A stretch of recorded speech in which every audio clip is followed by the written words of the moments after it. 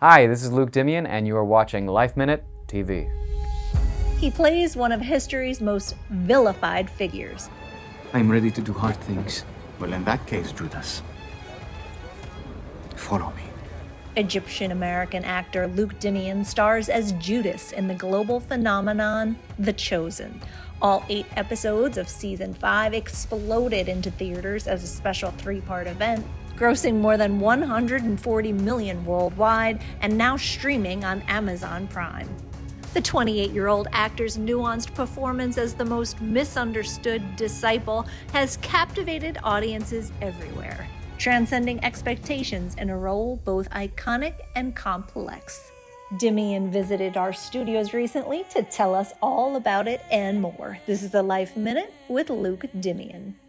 The show in itself has just been such a fun place to learn and to grow as a performer, like just with so many other fantastic actors around me. And as the show grew itself, we started a very small production. We weren't on any network or streaming service, and now we're on Prime Video. And seeing the trajectory the show has taken and being with these amazing performers, these fantastic actors who deserve all the accolades that they're getting, it's such a wonderful experience. And it's more like the preparation has been happening to me as we continue than anything that I could have been prepared for.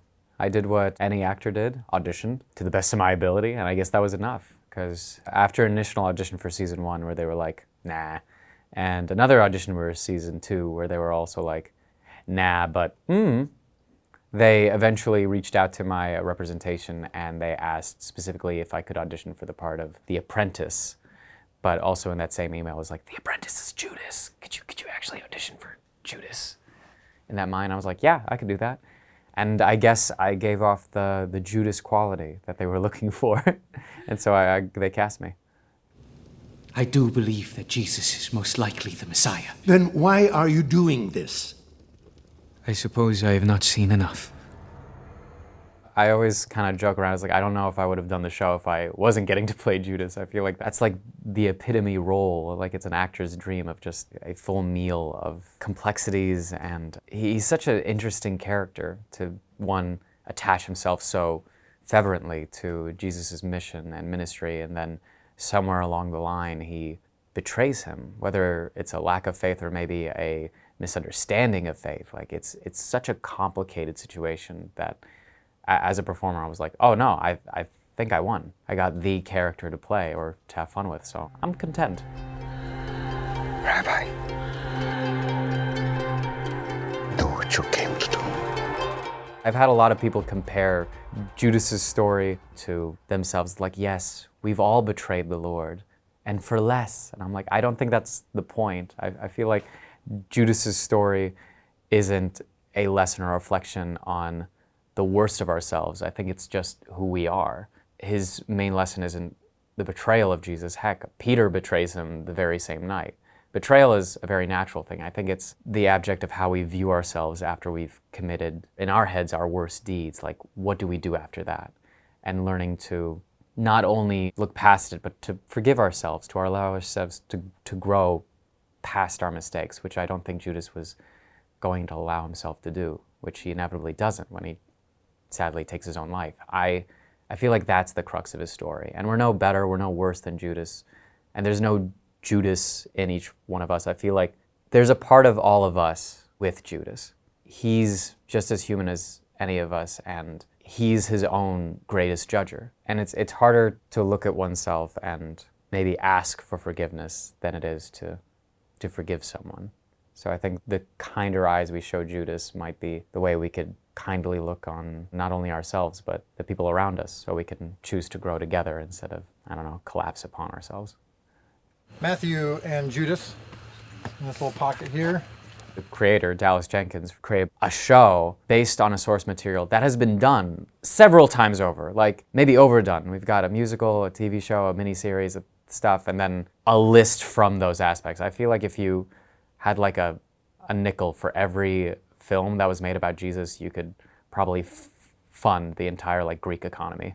It's unanimous, but he was able to create a project and a product that stood out and withstood the test of its expectations. And I think that's why everyone is flocking to it and why it has become so popular, because it's such a unique new and lively take on a story that everyone believes they know and thinks that they can like just take for granted. But the way he goes about it, and he finds specific ideas and stories that you might not have been privy to, or the artistic liberties he takes in expanding on characters that are otherwise overlooked in the Bible, like Matthew, giving him an entire arc and giving him a position on the spectrum so we could connect to people who are on the spectrum here and see someone that they can relate to. That's, in my eyes, that's a genius, and I think that's really what makes the show stand out.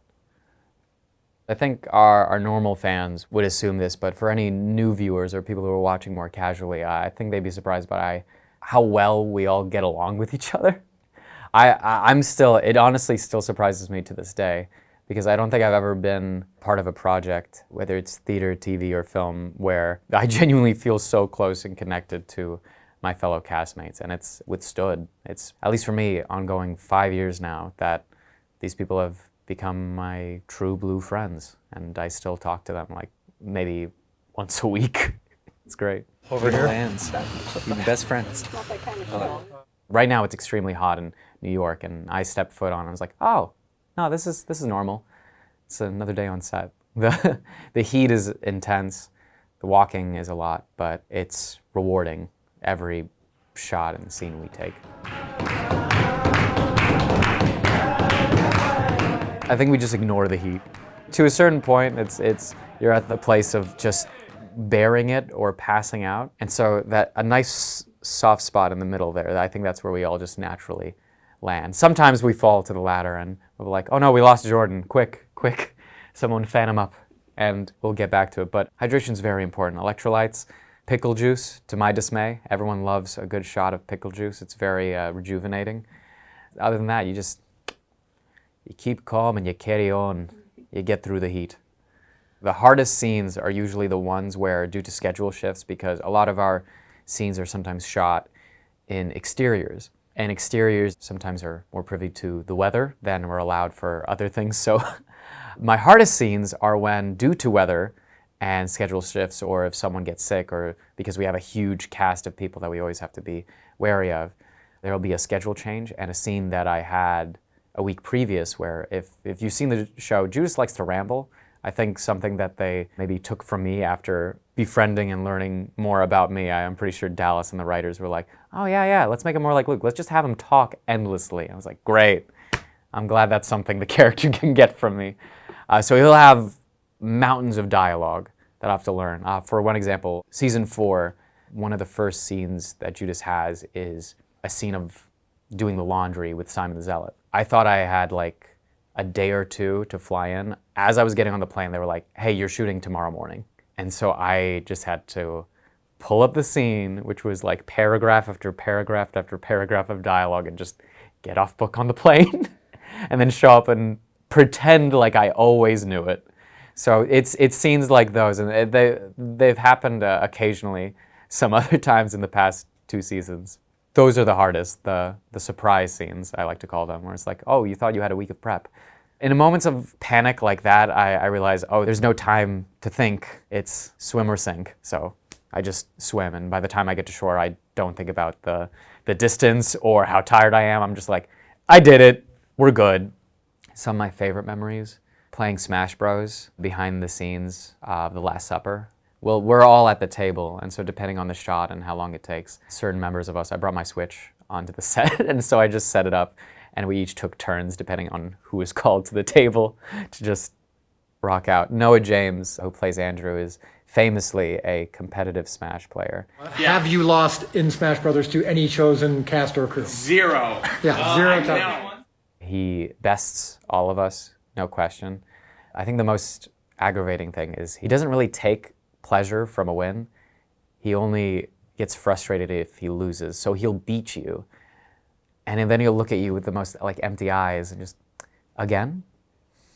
The ending of season 4 was just a party scene. Like, it had been a long season, and we thought at that point, so many of us had such emotional arcs, and the entire season ended, a lot of us wrapped, with a party at Lazarus's house, and that was nice. I look back on that, I'm like, that's almost 2 years ago now, and I still remember the exact feeling that I felt than now, which is just appreciation and gratitude that I got to share this with so many lovely people. In season 3, I remember getting used to sitting down scenes in big rooms, and it's taking a week and it's hot and we have to get through the dialogue. I realized this was going to be my last time doing that with all of my disciple brothers. It was sweet, it was nostalgic, it was comforting, and I think getting to share that last moment with these guys that I've spent so much time with and I have gotten so close with was just really nice. It didn't matter that the room was extremely schwetzy or the humidity was kind of practically choking us at that point, and the chairs are always uncomfortable. No lumbar support, no cushions, it's just wood. That's the seating arrangement in the first century.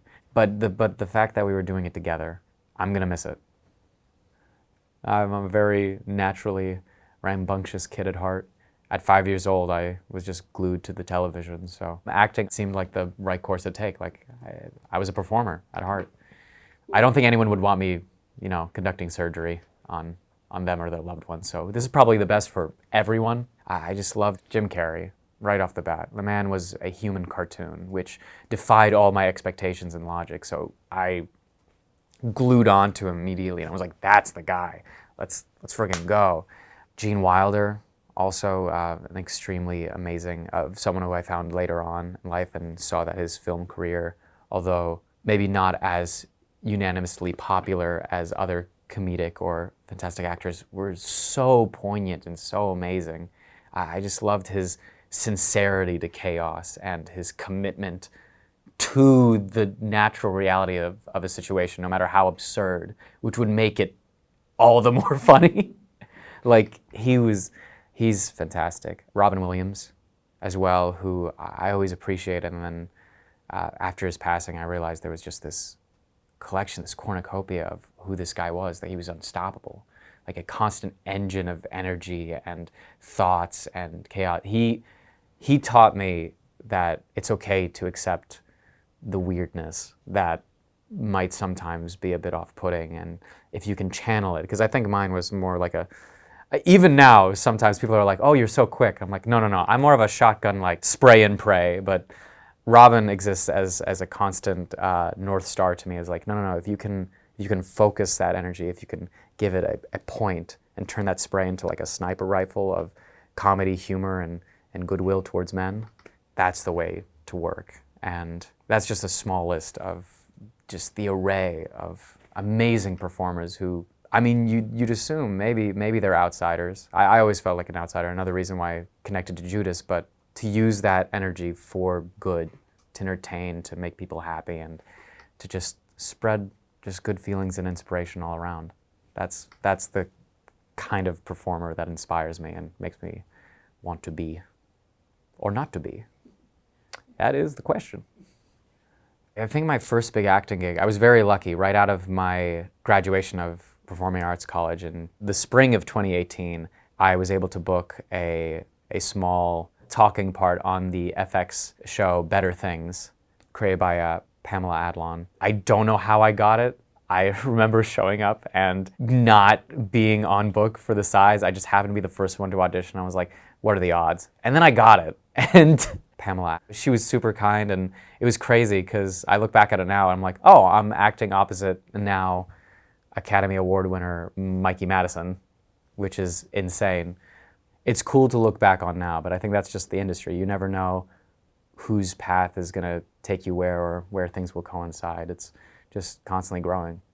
Yeah, that was my first thing. It got my managers to sign with me, and it was cool. I remember I was super nervous too. Like, I had memorized my lines, and then the camera was on me, and I just blanked. And Pamela looked at me, and was like, first time. I was like, yes! Is it obvious? Just full rusted. I couldn't move. But luckily I wore that rust off, and I got back into it. And I'm in a scene in a TV show now. Well, now I'm in a lot of scenes in a lot more of a TV show, so I guess I naturally grew. I worked up that ladder. No, but love is stupid. But you know what's stupider than love?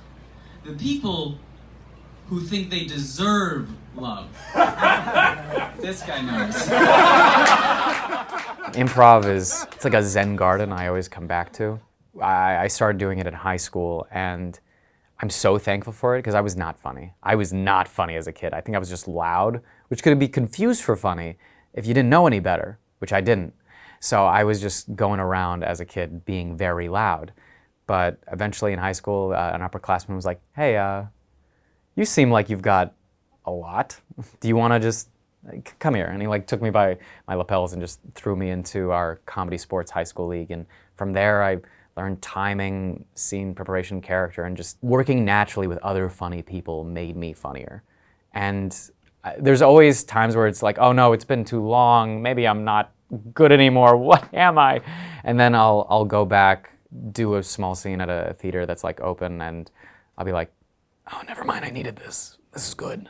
It's good for the soul, or the comedic soul. It's a nice rebasing. So anytime, any chance I get, I always try to lean back on my comedic roots because it's just freeing and it's fun. I guess for improvising, confidence is key. I feel like from improv, that's where I really learned it, and then it kind of translates to everything else, like acting, life in general. Because once you allow yourself to just kind of be stupid on stage and know that there is a chance for failure, and once you fail enough on that stage, you learn to be confident in yourself. That doesn't mean you need to get the biggest joke, you don't need to get like the biggest laugh, but once you're confident in yourself and you know what your abilities are, that's kind of all you need. Just unmitigated confidence, and then let the rest take care of itself. Right now, I don't know what's coming next. And that's kind of the crux of this job. You do one project and you wait to see what comes next, and as terrifying as that is, it's also kind of freeing because anything could be next. And to that, I can't wait to see what it is. I'm a huge comic book fan. I'm a huge Star Wars fan. I know nowadays they've become these huge franchises, but growing up with them, even back then, I would have been happy just in any... No, that's not true, not in any role. If I was playing a stormtrooper in Star Wars, I'd probably like cry. And I don't mean to say this as like jumping on the bandwagon, but genuinely, those stories mean so much to me, and I love those kinds of modern mythos, bigger than life stories. So something like that. I'm also a huge fan of action. I don't know if Tom Cruise needs like a timeout from the Mission Impossible series, but I don't know, I could tag in. I think I meet the height requirement. I've got a lot of dreams, a lot of aspirations. So hopefully just one of them. I just want one more from this. I think that'll be fine. But other than that, I'm doing all right.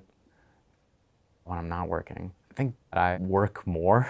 I found a new appreciation and love for writing. I always did writing as a hobby, and now it's becoming more prevalent as a way to create, and people are actually interested in some of my writing, so I'm enjoying that aspect of it. I'm always trying to come up with fun new ideas or see what small little improv or stage theaters I can go and participate with. I really do just love my craft. Funny enough, when I'm not working on TV, I really like consuming. I'll just watch whatever's coming on. I'm a huge fan of Shrinking, the studio on Apple TV. And when I'm not doing that, playing video games, reading, spending time with my family, just relaxing mostly. I think the thing that inspires me creatively is to inspire or to escape. I think the art that always really excited me was stories or characters that made me think and that made me want to do or be more. Characters like Spider-Man, Superman, these idols, these epitomes of what it means to be good, to fight against your tribulations and to overcome them, not just for the sake of yourself, but for the sake of others. But also stories that made me yearn for something more and to escape like dreary hardships that sometimes are a bit overwhelming in the common sense that you're looking at right now and you think, is this my complete life? Is this all I'm meant for? And then you watch Dead Poet Society and you're like, no, life is beautiful and it's expansive and it's that way because we can make it that way. And we can have fun. We can contribute a verse. Any one of us can. And that's the kind of art that, I mean, I'd like to make, and it's the kind of art that I like to consume. The reasoning to live and to be human, that excitement, that's the one worth making. Don't be afraid to doubt yourself. I know how that sounds, face value, but growing up, I think I had such a strict view of what success was or what truth was or how things are. I learned that if I wanted to grow, if I wanted to learn something new, I had to doubt what I had already known. I had to question what I felt comfortable in for the possibility of a newer or better truth that I hadn't thought of before. And so knowing who I am, knowing the values that I share, I had to be brave and doubt myself.